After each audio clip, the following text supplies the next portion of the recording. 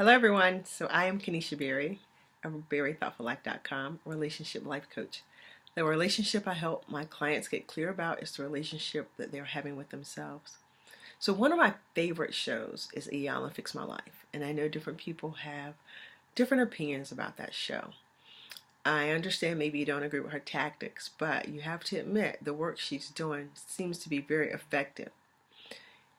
The reason I wanted to come on is because a lot of the things I'm seeing on her show this season is really revealing to us, if we pay attention and we watch carefully, how our experiences from our past, particularly our childhood, really shape who we become. What I wanted you to know, the reason I'm doing this video is because as I'm sitting here and I was watching one of her shows, it's something inside of me said people need to know that they are not their pain. So I want you to know, like, you are not your pain. The bad things that have happened to you in your life, the sad experiences you've had, perhaps the names you've been called, the neglect you may have experienced, it's not who you are. And the thing about pain is pain gives us messages. It tells us who we are not, or it tells us who we are. The problem with identifying yourself through pain is that's not how you was created. See, I believe in a God. I believe in God through Jesus. I'm a Bible girl. And so the Bible tells us that we were fearfully and wonderfully made. It says that He knitted us together in our mother's womb. See, God didn't knit you in pain. I don't care what the situation was that brought you into this world. But He didn't knit you. In the knitting, there's nowhere where He says, I knitted this child in pain. You may come through a situation and been raised by parents or raised in an environment that was full of pain, but it's not who you are. And until you can really separate who you are from everything you've experienced, many times you're going to get lost in the pain of every experience that you've had.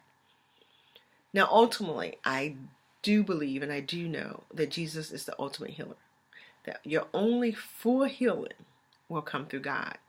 But what I absolutely know is you can't get there just through prayer alone. There's work that must be done. And the first work I see that needs to be done is we have to awaken to the stories that we're telling ourselves.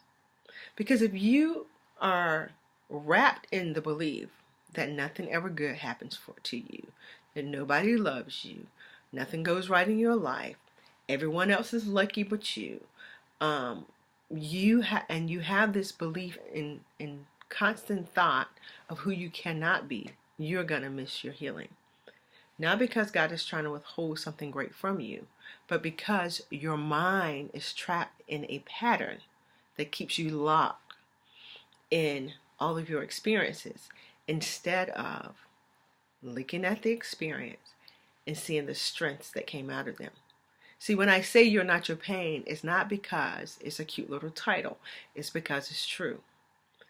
I believe pain comes to reveal to us a greater side of ourselves that we will not become aware of otherwise. Now, we live in this thing called life, earth, whatever. God nowhere in the Bible promised us that we will have life without pain. It's just not in there. But what He has taught us is that there's a resurrection from pain, that the pain didn't come to stop you, that oftentimes people who experience the most pain can shift their pain and move into their greatest purpose.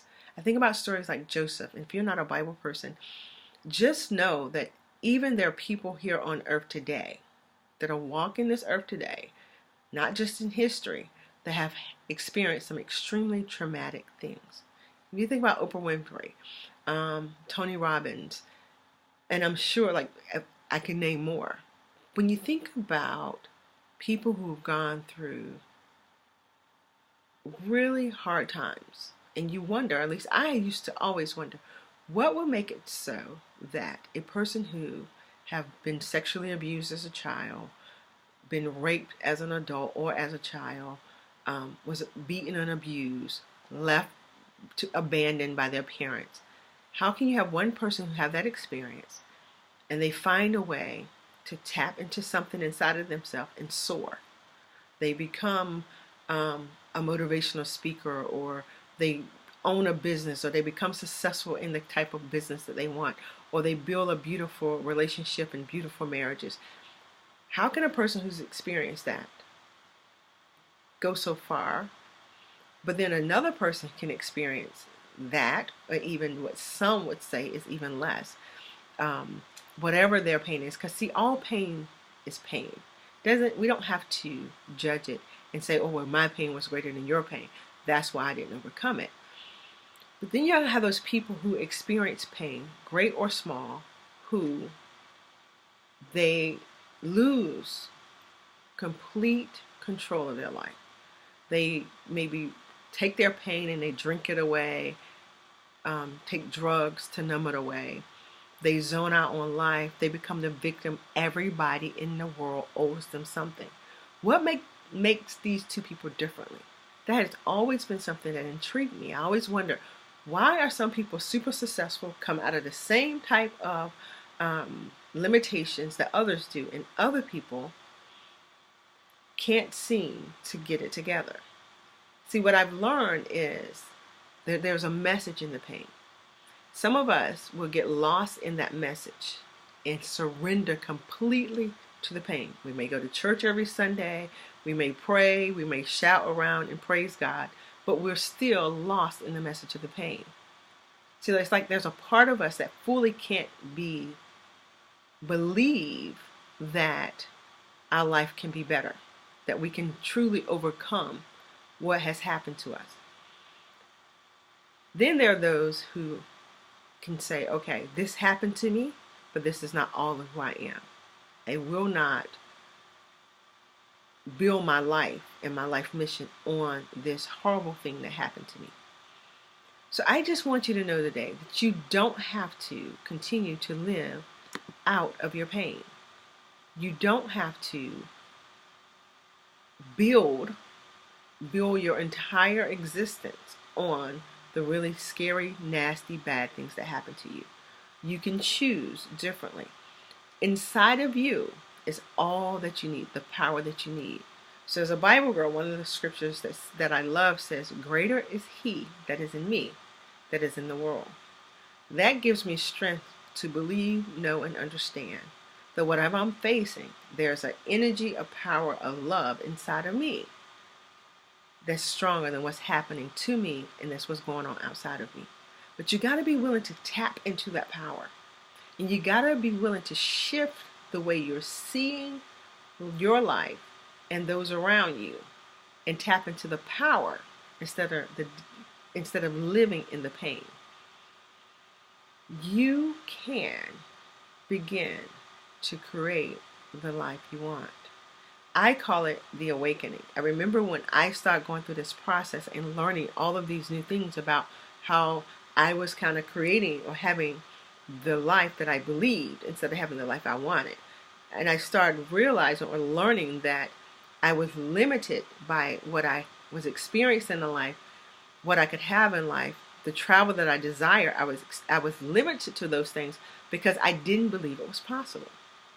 So when you can awaken to what your real thoughts are, those deep beliefs that are driving you, the pain messages and how they are controlling your life, when you can awaken to them, then you become empowered to change them.